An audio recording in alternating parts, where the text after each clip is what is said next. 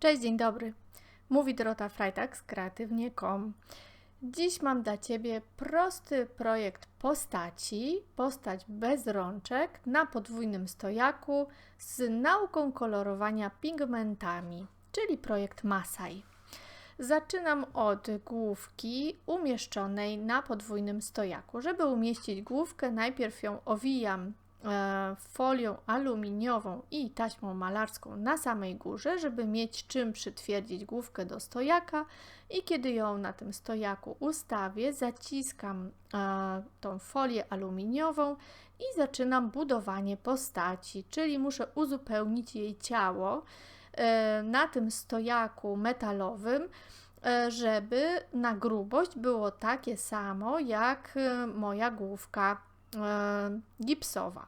Oprócz tego, że uzupełniam korpus, również dodaję postaci biodra. Tutaj widać wyraźnie zarysowane biodra i odrobinę uzupełniam też nogi.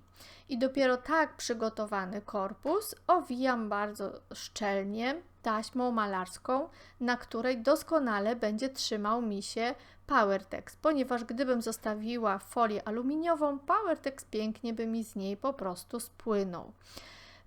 Papierowa taśma malarska, oklejony jest cały korpus i też na dole te druty również okleiłam, żeby lepiej się PowerTex trzymał. Używam PowerTexu w kolorze brązowym, ponieważ na nim pięknie będą widoczne pigmenty. I teraz główkę przed malowaniem spryskałam wodą.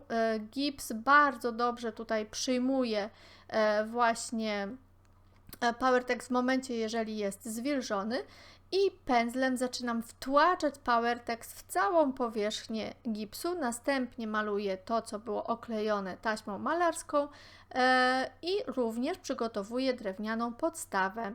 Podstawę dodatkowo spryskuję piaskiem po to, żeby powstała pewna struktura, bo ta struktura będzie też super widoczna przy kolorowaniu pigmentami, czyli piasek nadaje mi pewnej strukturalności. Teraz przygotuję masę Stone Art z brązowego PowerTexu i celulozy. Mieszam celulozę z tym proszkiem proszek celulozy z PowerTexem w takiej ilości, żeby powstała mi plastelina, czyli dodaję proszku do momentu, kiedy ta plastelina przestaje mi się przyklejać do rąk. I też proszek powinien mi się wrobić w ten PowerTex tak, żeby powstał jednolity kolor. Czyli mam brąz. Tę porcję w ilości takiej garści dzielę na dwie części. I te dwie części wystarczą mi na stworzenie nóżek. Dwa takie dosyć grube wałki formuję w kształcie stóp. Tak jak widać, to formowanie może być bardziej lub mniej dosłowne. Mogłabym to zostawić na tym etapie, żeby to były tylko wałeczki, żeby te stopy były jakby takie symboliczne. A mnie pokusiło też, żeby uformować trochę pięty, łydki, palce stóp. To już zależy od twórcy. Tak jak wspomniałam, może to być bardziej lub mniej dosłowne.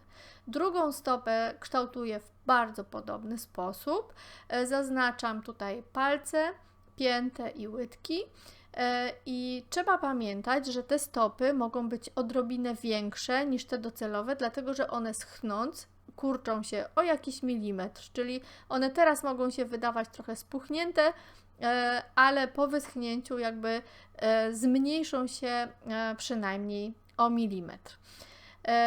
Te stopy będą za chwilę, całość postaci będzie ubrana, więc jakby ja będę ubierać postać za pomocą tkaniny Stockinet nasączonej brązowym PowerTexem. Muszę powiedzieć, że troszkę za wąski pasek wybrałam i teraz to widać, ale ja sobie go rozszerzam i owijam całą postać, tak że za chwilę to przestanie mieć znaczenie. Natomiast gdybym cięła drugi raz Stockinet do owinięcia tej postaci, to wybrałabym odrobinę szerszy kawałek, bo ona się jakby wydłuża w odwrotnym kierunku.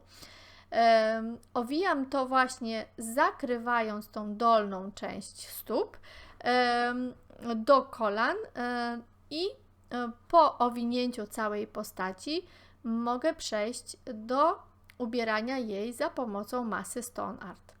Tak jak wcześniej utworzyłam plastelinkę z proszku Stone Art z PowerTexem brązowym, posypuję taki 1-centymetrowy placek czerwonym pigmentem i zaczynam go wałkować. Po wmasowaniu tego pigmentu on się łączy z PowerTexem, z masą Stone Art i po rozwałkowaniu powstają takie bardzo dekoracyjne, ciekawe spękania, ciekawa struktura. Po rozwałkowaniu na grubość około milimetra zaczynam odrywać kawałki i dodatkowo ubierać w tą masę moją postać. Można ubrać ją w całości, a ponieważ ja mam pod spodem stockinette, to użyję 3-4 takich dużych kawałków tej masy Stone Art popękanej. One jakby imitują te charakterystyczne koce, w które ubierają się Masaje. I tutaj właśnie mam największy kawałek na samej górze i 2 mniejsze na dole. To samo w sobie już jest bardzo dekoracyjne, dlatego jedyne co mi jeszcze pozostało to jest właśnie kolorowanie pigmentami. Tak wygląda przygotowana postać do kolorowania. I przygotuję sobie na folii aluminiowej Easy Varnish. Użyłam tutaj go jako spoiwa do pigmentów, 2 pigmenty metaliczne, złoty, brąz i miedź i pigment czerwony. Ja tutaj przygotowałam również ręcznik papierowy i pracuję metodą tak zwanego suchego pędzla, czyli za każdym razem jak moczę pędzel w lakierze i w pigmencie, to wycieram go o ten ręcznik papierowy, żeby mój pędzel był tylko leciutko nasączony tym pigmentem i taką metodą suchego pędzla zaczynam pocierać. Ja oczywiście z niecierpliwości pracuję na postaci jeszcze mokrej, natomiast powinno się to robić na drugi dzień, wtedy jest o wiele wygodniej i pracować na postaci suchej. Wtedy jakby to kolorowanie pigmentami jest dużo przyjemniejsze, bo ta tkanina się po prostu przy pracy nie przesuwa. Także zarówno czerwony kolor, jak i kolory metaliczne naniosłam przy pomocy Easy Varnish pomieszanego z pigmentem. Natężenie tego pigmentu zależy tak naprawdę od nas. Tutaj jest dosyć intensywne, bo Masaje jakby ubierają się w kolor czerwony i chciałam to po prostu pokazać. Tak wygląda postać pokolorowana. Spis wszystkich produktów znajduje się w opisie filmu. Bardzo Ci dziękuję za uwagę. Będę wdzięczna za parę słów komentarza bądź pytania z tym związane. Do zobaczenia w kolejnym filmie za tydzień.